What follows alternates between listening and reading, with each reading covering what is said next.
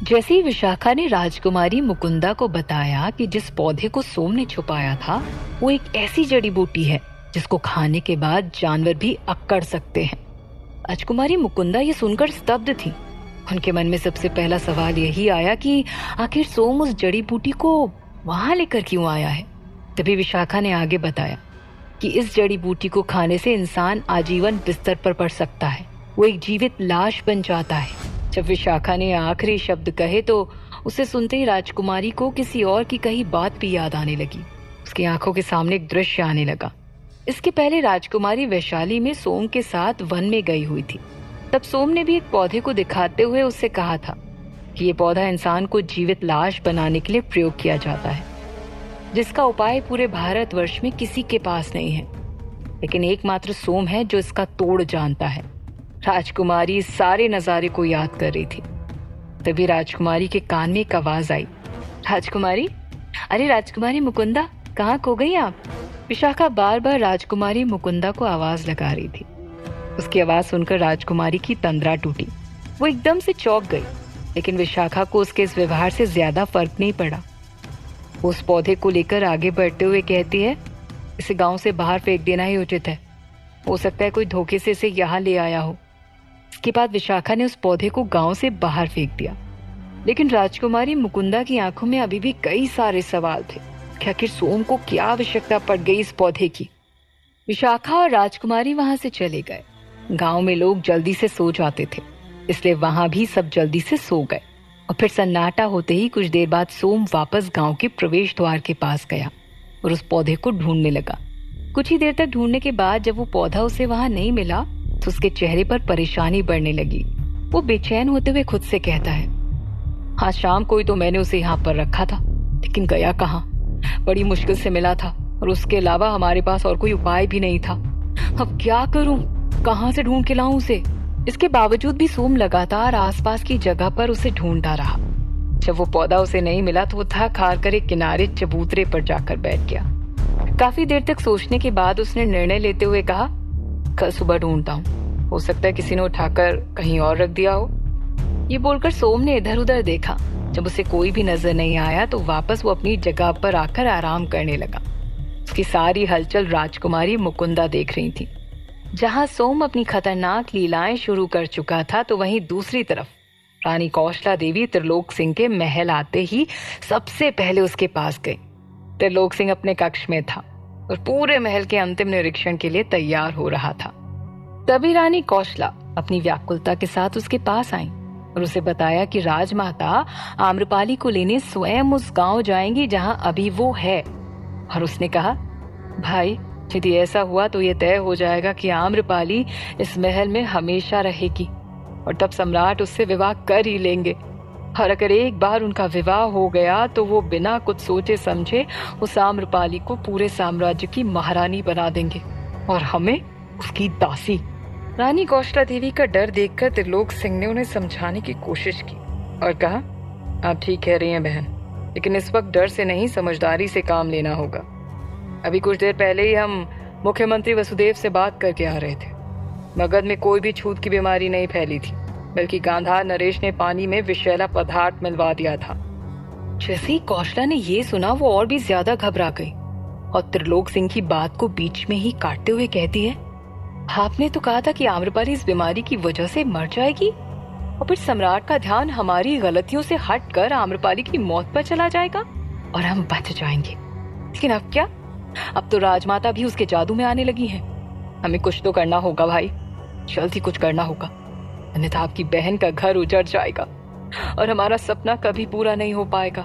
त्रिलोक सिंह कुछ विचार कर ही रहा था कि उसने गंभीर स्वर में कहा, बहन, इस वक्त हम कुछ भी नहीं कह सकते। आम्रपाली ने कई सारे गांव को ठीक कर लिया है। यदि इस वक्त आम्रपाली के खिलाफ हमने कोई भी कदम उठाया तो सारे गांव वाले एक साथ मिलकर महल में चढ़ाई कर देंगे। और यही नहीं, सम्राट को तो आप बहुत अच्छी तरह से जानती हैं। उन्हें हमें पकड़ने में जरा सा भी वक्त नहीं लगेगा। और वैसे भी आपने कई बार आम्रपाली को मारने की कोशिश की है, ये बात किसी से छुपी नहीं है। इसलिए इस वक्त हम दोनों का शांत रहना बेहतर होगा। तो आप कहना क्या चाहते हैं कि हम चुपचाप शांत होकर बैठ जाएं और उस आम्रपाली को महारानी बनते हुए देखें? रानी कौशला भड़क कर बात कर रही थी। तब त्रिलोक सिंह ने कहा, नहीं, आपको ऐसा कुछ भी नहीं करना है, बल्कि हम ये कहेंगे कि अभी आम्रपाली महल में नहीं है, इसलिए आप राजमाता और सम्राट को अपने पक्ष में कर सकती हैं और उनके दिमाग में अपने लिए अच्छा और आम्रपाली के लिए बुरे भाव डाल सकती हैं। तभी कुछ हो पाएगा, अन्यथा कुछ भी संभव नहीं। और वैसे भी सम्राट अभी पूरी तरह से ठीक नहीं हो पाए हैं। यदि आप चाहें तो उनकी सेवा कर सकती हैं। अपने पति धर्म का पालन करके आप उन्हें प्रसन्न कर सकती हैं। त्रिलोक सिंह की बात रानी कौशला देवी को उचित लगने लगी थी, तो उसने कहा, आप सही कह रहे हैं भाई, ये वक्त अच्छा बनकर अपना काम निकलवाने का है। भले ही सम्राट हमें हमारी गलतियों के लिए डांटेंगे, लेकिन हमें पूरा यकीन है कि वो हमेशा की तरह हमें अपना पत्नी धर्म निभाने देंगे। यदि एक बार हमने सम्राट के मन में आम्रपाली के लिए फूट डाल दी तो फिर देखना क्या हाल करते हैं हम उस आम्रपाली का। अगले दिन सुबह होने तक मुख्यमंत्री वसुदेव ने आसपास के राज्यों और सभी बांधों को बंद करवा दिया था। नदी का पूरा पानी अब रोक दिया गया था ताकि उसकी साफ सफाई की जा सके। सम्राट आज सुबह से ही चिंतित नजर आ रहे थे। जब से सम्राट बीमार पड़े थे तब से राजमाता रोज सुबह अपनी पूजा की आरती लेकर उनके पास आया करती थी और उन्हें आरती दिखाकर उनके ठीक होने की कामना करके चली जाती थी।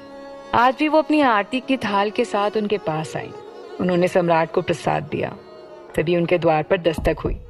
उस आवाज को सुनकर दोनों ने द्वार की तरफ देखा तो दोनों रानियां अपने हाथ में पूजा की थाल लिए खड़ी थी और उनके चेहरे पर मुस्कान थी।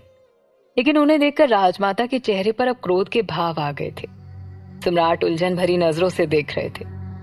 तब रानी कौशला ने सम्राट से कहा, सम्राट, यदि आपकी अनुमति हो तो क्या हम अंदर आ सकते हैं?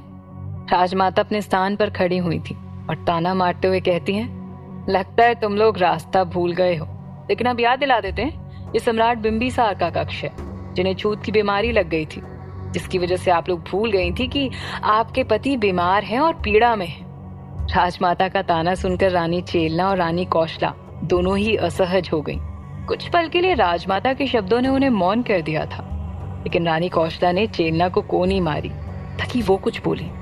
तो रानी का इशारा मिलते ही रानी चेलना ने हामी भरी और लड़खड़ाते हुए शब्दों में बोलना शुरू किया। वो बड़ी माँ, आप ये कैसी बातें कर रही हैं? हम भला सम्राट के कक्ष का रास्ता कैसे भूल सकते हैं? हम तो उनकी पत्नियां हैं ना। पत्नी? याद आ गया। तो उस दिन कहाँ चली गई थी आप दोनों? क्या आप अभी तक मंदिर में ही थी? राजमाता के सवाल पर रानी चेलना ने शर्मिंदगी के साथ अपना सिर नीचे झुका लिया। इसके बाद राजमाता ने कौशला देवी की तरफ देखा और कहा, और आपने तो हमसे कहा था कि सम्राट की सेवा करेंगे, फिर आधे रास्ते से आप गायब हो गई थी। कहाँ गायब हो गई थी आप? कौशला ने अपनी सफाई देने के लिए पहले से ही एक लंबा चौड़ा भाषण तैयार कर लिया था, लेकिन राजमाता उसके व्यवहार से भली भांति परिचित थी। उन्होंने उसे कुछ कहने से पहले ही रोक दिया और सम्राट की तरफ देखते हुए कहा, हम उस दिन को आज तक कोसते हैं पुत्र, जिस दिन आपने इन दोनों से विवाह किया था। उनके इतना कहने के तुरंत बाद ही रानी कौशला और रानी चेलना झट से सम्राट के पास आई। रानी चेलना ने सम्राट के पैर पकड़ लिए और कहा, सम्राट, यकीन मानिए, इस संकट की घड़ी में हमने आपको अकेला नहीं छोड़ा था। हमने संकल्प लिया था और मन्नत मांगी थी कि जब तक आप ठीक नहीं हो जाएंगे हम व्रत धारण करेंगे और आपसे नहीं मिलेंगे। और देखिए, भगवान ने हमारी प्रार्थना सुन भी ली। राजमाता ये सुनकर हैरान थी। उन्हें यकीन नहीं हो रहा था कि रानी चेलना इतना बड़ा झूठ इतनी सफाई से इतने साफ शब्दों में कह सकती हैं। और उनके मुख से निकल गया, अभी तक तो ये कुटिलता में माहिर थी और अब झूठ बोलने में भी माहिर हो गई हैं। पुत्र, संभल कर, कहीं इनके झूठे शब्दों में आप उलझ न जाएं। ये बोलकर राजमाता वहां से चली गई। उनके जाने के बाद कौशला ने अपना असली रंग दिखाया और फिर सम्राट के नजदीक जाकर मगरमच्छ के आंसू बहाते हुए कहा, सम्राट, राजमाता ने कभी भी हमें अच्छा नहीं समझा, लेकिन आपने तो हमसे विवाह किया है और 7 वचनों को निभाने का वादा भी। तो क्या आप भी हमें इसी नजरों से देखते हैं? सम्राट ने कौशला देवी की तरफ चिढ़ भरी नजरों से देखा और कहा, रानी कौशला देवी, यदि पत्नी आपकी तरह होती है तो इन 7 वचनों का कोई मतलब ही नहीं है। और एक बात ध्यान रखिएगा, हमने आपको अभी तक माफ नहीं किया है और गांधार नरेश के पास जाकर आपने जो हरकत की है उसके बाद तो कभी माफ नहीं कर पाएंगे। इसलिए बेहतर होगा कि आप इस कक्ष से बाहर चली जाएं, अन्यथा हम मजबूर हो जाएंगे। सम्राट ने कठोर स्वर में रानी कौशला को समझा दिया था।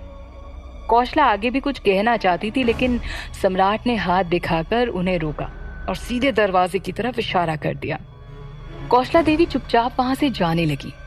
रानी चेलना ये सब कुछ देख रही थी और अंदर ही अंदर घबरा रही थी। उन्होंने सम्राट से पूछा, क्या उन्होंने उसे माफ कर दिया? लेकिन सम्राट ने उस वक्त इतना ही कहा, यदि आपको अपनी गलती का एहसास है तो हमने आपको माफ किया, लेकिन इस वक्त हमें एकांत चाहिए, आप भी जा सकती हैं। उन्होंने रानी चेलना को भी वहां से भगा दिया। उन दोनों के जाने के बाद सम्राट अपने बिस्तर पर बैठ गए। अब उन्हें आम्रपाली की याद सताने लगी थी। उन्हें जंगल का वो पल याद आ रहा था जब वो बीमार पड़े थे और आम्रपाली उनका ख्याल रख रही थी। किस तरह सारी रात जागकर उसने उनके ज्वर को कम करने के लिए लगातार उनकी सेवा की थी। उसे याद करते हुए सम्राट की सारी चिंताएं दूर होने लगी और उन्होंने कहा, अब ज्यादा दिन और नहीं आम्रपाली, जल्दी हमारा विवाह आपसे होगा और फिर हम दोनों हमेशा के लिए एक हो जाएंगे। जहां सम्राट आम्रपाली को शिद्दत से याद कर रहे थे, तो वहीं उनका ये एहसास आम्रपाली तक भी पहुंच चुका था। वो एक बच्चे की त्वचा पर नीम का लेप लगा रही थी। तभी उसके हृदय की धड़कनें एकदम से बढ़ गईं। आम्रपाली के हाथ काम करते करते रुक गए और वो खुद से कहती है, हमें ऐसा क्यों लग रहा है जैसे सम्राट ने हमें पुकारा हो। इधर उधर देखते हुए उसने अपनी आंखें बंद की और मन में कहा, जानते हैं आप हमारे पास नहीं है, लेकिन आप हृदय में हमेशा रहते हैं सम्राट। बस कुछ दिन और, ये गाँव ठीक हो जाएगा तो फिर हम आपके पास होंगे। ऐसा कहकर आम्रपाली वापस अपने काम में जुट गई, लेकिन सोम अभी भी वो पौधा ढूंढ रहा था। कि बेचैनी बता रही थी कि वो पौधा उसके लिए कितना महत्वपूर्ण था। कुछ ही देर में उसे वो पौधा वापस मिल गया और वो वापस गांव आ गया। गांव में आते ही वो सबसे पहले रसोई घर में गया और खीर बनाने लगा। अंत में उसने एक कटोरी खीर निकाली और उस पौधे का रस निचोड़कर उसमें मिला दिया। वो उस खीर को अपने हाथ में उठाकर बाहर की तरफ आया। वो बहुत खुश नजर आ रहा था। तभी राजकुमारी ने उसे बीच रास्ते में रोक लिया। वो अपने दोनों हाथ बांधे गंभीर मुद्रा में उसके सामने खड़ी थी, लेकिन सोम ने उसे नजरअंदाज कर दिया और उसके बगल से होकर निकल गया। तभी राजकुमारी ने उसे आवाज दी और मजबूत स्वर में कहा, रुको सोम। ये सुनकर सोम रुक गया और कहा, जल्दी करिए, हमारे पास कुछ बहुत जरूरी काम है। तो राजकुमारी ने कहा, ये खीर किसके लिए ले जा रहे हो? खीर का नाम सुनते ही सोम विचलित हो गया, लेकिन फिर सफाई के साथ कहता है, आप भी अच्छे से जानती हैं कि ये खीर आम्रपाली के लिए है। ये सुनते ही राजकुमारी एक पल के लिए मूर्ति बनकर रह गई, लेकिन सोम आगे बढ़ने लगा। राजकुमारी ने उसे टोक दिया, नहीं, आप ये खीर आम्रपाली को नहीं देंगे। जैसे ही सोम ने ये सुना तो उसने कहा, क्यों? क्योंकि तुमने इसमें विष मिलाया है। राजकुमारी की ये बात सुनकर सोम के चेहरे की हवाइयां उड़ गईं। क्या सोम का भांडा फूट चुका था या फिर वो सफल हो जाएगा आम्रपाली को रोकने में?